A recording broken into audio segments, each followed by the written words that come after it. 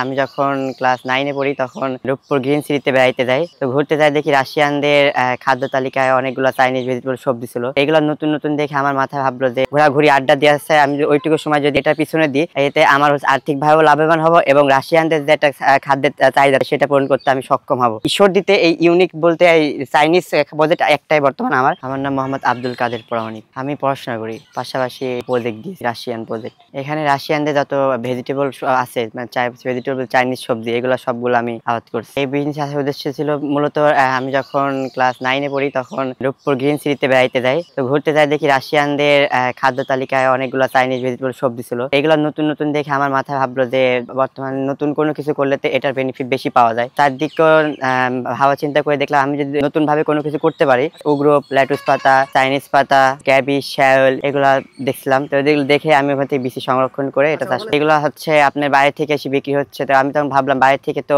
জিনিসটা আসতে 2-3 দিন সময় লাগে, আমি যদি সতেজ ভাবে উৎপাদন করে এটা দিতে পারি তাহলে আমি বেনিফিট পাবো বেশি, সারা খাদ্যটা আপনি হচ্ছে সতেজ পূর্ণতা পাবে। তারপরে আমি চিন্তা করলাম পড়াশোনার পাশাপাশি যদি আমি হচ্ছে যেটুকু সময় খেলাধুলা বা ঘোরাঘুরি আড্ডা দিয়ে আসছে, আমি ওইটুকু সময় যদি এটার পিছনে দিই, এতে আমার আর্থিকভাবেও লাভবান হব এবং রাশিয়ানদের যে একটা খাদ্যের চাহিদা সেটা পূরণ করতে আমি সক্ষম হব। মানুষটা একবারে বড় হয় না, সব মানুষ ছোট থেকেই শুরু করে। তো আমার ইচ্ছা ছিল আমি ছোট থেকে আস্তে আস্তে পড়াশোনার পাশাপাশি ব্যবসা সম্পর্কে ধারণা নিব। তো আমি সেই উদ্দেশ্যে মূলত এই ব্যবসার ভিতরে ঢুকছি।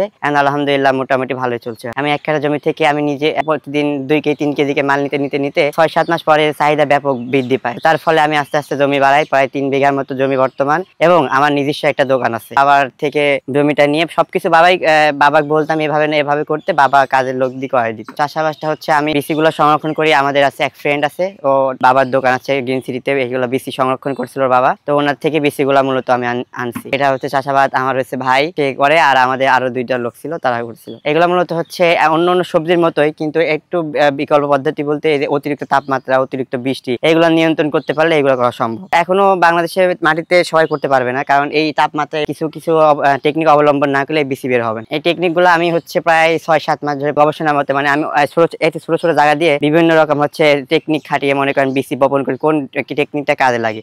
তারপরে আপনার কিছুটা কাপড় দিতাম, কিছু সময় পোয়াল দিতাম, কিছু সময় খ্যার দিতাম, বোন দিতাম, একটা যত রকমের বিসি বাড়ি করতে যত রকম টেকনিক অবলম্বন করতে সেগুলো অবলম্বন করে শিখছি। ইউনিক বলতে কি যেটা হচ্ছে দেশে বর্তমান আমাদের ঈশ্বর দিতে এই ইউনিক বলতে এই চাইনিজ প্রজেক্ট একটাই বর্তমান আমার। বাংলাদেশে যদি ইউনিক কোনো কিছু করা হয় তাহলে সবাই তাকে প্রাধান্য বেশি দেয় বা তাকে সবাই চিনে বা তার বেনিফিটটা বা গুরুত্বটা সবাই বোঝার চেষ্টা করে। এতে দেখতেছেন কাপড়, বাঁশ, নেট, এই যে প্রতিদিন 2টা কাজের লোক খাটবে। মাঠে একটা আমাদের প্রজেক্ট আছে, ওখানে একটা লোক আছে। মাসে শুধু কাজের লোকের বিল দেওয়া লাগে আমাদের 35,000 টাকা। তাদের থাকা খাওয়া সব এভরিথিং খরচ আমাদের। আরেকটা 2টা লোক আছে দোকানে থাকে, মাল ডেলিভারি দেয়। প্রায় 6-7 জন কর্মচারী খাটে আমাদের এই প্রতিষ্ঠানে।